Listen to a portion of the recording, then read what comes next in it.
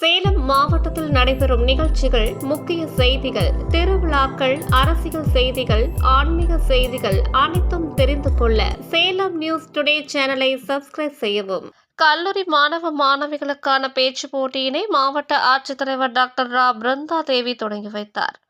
தமிழ்நாடு மாநில சிறுபான்மையினர் ஆணையத்தின் சார்பில் கல்லூரி மாணவ மாணவிகளுக்கான பேச்சு போட்டியினை சேலம் அரசு கலை கல்லூரி கலையரங்கில் மாவட்ட ஆட்சித்தலைவர் டாக்டர் ரா பிருந்தா தேவி தொடங்கி வைத்தார். பின்னர் மாவட்ட ஆட்சித்தலைவர் அவர்கள் தெரிவித்ததாவது: தமிழ்நாடு முதலமைச்சர் சிறுபான்மையினர் மக்களுக்கான பல்வேறு திட்டங்களை சிறப்பாக செயல்படுத்தி வருகிறார்கள். அந்த வகையில் இன்றைய தினம் மாணவ மாணவிகளிடையே பேச்சு போட்டிகள் நடத்தப்பட்டது. குறிப்பாக மாணவ மாணவிகள் கல்வி பயிலும் காலங்களிலேயே சமூக பொருளாதாரம் உள்ளிட்ட அறிவை வளர்த்துக் கொள்வதன் மூலம் வாழ்வில் தன்னம்பிக்கை மிக்கவர்களாக திகழ முடிகிறது. இன்றைய தினம் நடைபெறும் போட்டியானது தமிழில் 10 தலைப்பிலும் ஆங்கிலத்தில் 10 தலைப்பிலும் நடைபெறுகிறது. இதில் சேலம் மாவட்டத்தில் உள்ள அனைத்து கல்லூரிகளை சேர்ந்த மாணவ மாணவிகள் கலந்து கொண்டு பேச்சு போட்டியானது நடத்தப்பட்டது. மேலும் மாவட்ட அளவில் முதல் பரிசு பெறும் மாணவர்கள் மாநில அளவில் நடைபெற இருக்கும் போட்டிகளிலும் பங்கேற்பார்கள். வெற்றி பெறும் மாணவர்களுக்கு பரிசுகளும் சான்றிதழ் வழங்கப்படும். இப்போட்டியில் பங்கேற்ற அனைவருக்கும் எனது வாழ்த்துக்களை தெரிவித்துக் கொள்கிறேன். இவ்வாறு மாவட்ட ஆட்சித்தலைவர் டாக்டர் ரா பிருந்தா தேவி தெரிவித்தார்.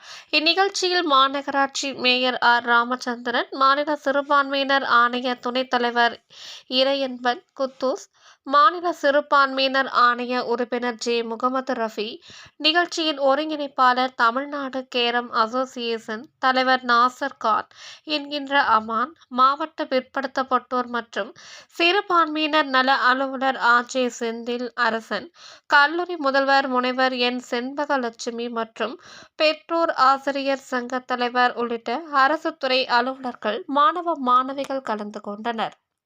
சற்று மாறாக திரும்பி பார்க்கிறேன். அவர் இப்படி சொல்லிக்கிறார், இதை விட மனிதநேயத்தை யாராலும் இவ்வளவு தெளிவாக சொல்ல முடியாது. படமாட கோயில் பகவர்க்கு ஒன்றியில், நடமாட கோயில் நம்பர்க்கு அது ஆகா. நடமாட கோயில் நம்பர்க்கு என்று ஒன்றியில், படமாட கோயில் பகவர்க்கு அது ஆமே என்கிறார். இங்கே அவர் இப்படி சொல்லுகிறார், பசித்த மனிதனை விட்டுவிட்டு நீங்கள் படமாக இருக்கும் இறைவனுக்கு காணிக்கையை செலுத்தினால் அது இறைவனை சென்று சேராது. மாறாக நீங்கள் பசித்த மனிதனுக்கு உணவளித்து பாருங்கள், அது இறைவனை சென்று சேரும். ஏன், இறைவனே உங்களை வந்து சேருவார் என்று சொல்லியிருக்கிறார். இதையாக உங்களின் மதம் என்ன செய்திருக்கிறது என்று கேட்டால் என்னுடைய ஒற்றை பதில் இங்கு ஏற்படுத்தியது உங்கள் மதம் பிரிவினவாதத்தை மட்டுமே ஏற்படுத்தி இருக்கிறது.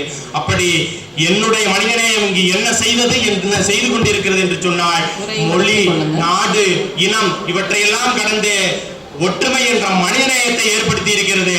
அதனால் இறைவன் இருக்கிறானா இல்லையா என்று தெரியாது. இருந்தால் மனிதநேயவாதியாக அவரிடம் ஒன்றை கேட்டுக்கொள்ள விரும்புகிறேன். எல்லாரும் இன்புற்றிருக்க நினைப்பதுவே, எல்லாரும் இன்புற்றிருக்க நினைப்பதுவே அல்லாமல் வேறொன்றறியேன் பராபரமே. நன்றி, வணக்கம்.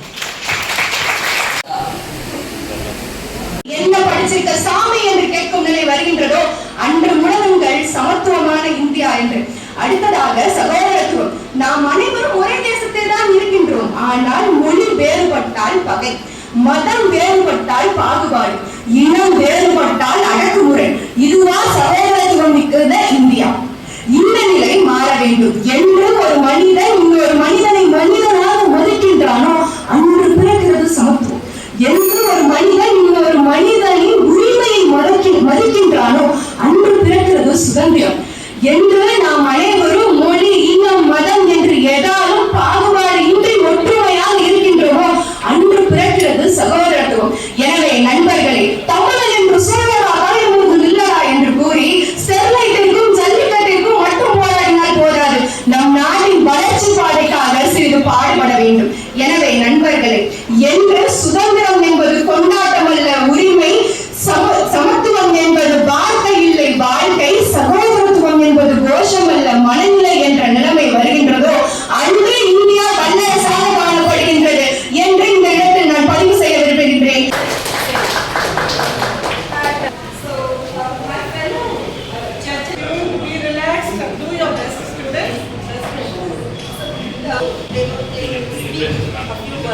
Give out your confidence also in yourself.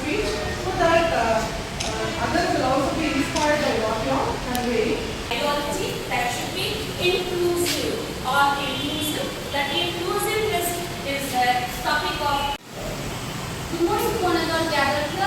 I am young Priyadarshini. Today I am here to be present. Gender equality is very vital from vibrant society. For centuries, women have been silenced, marginalized and oppressed.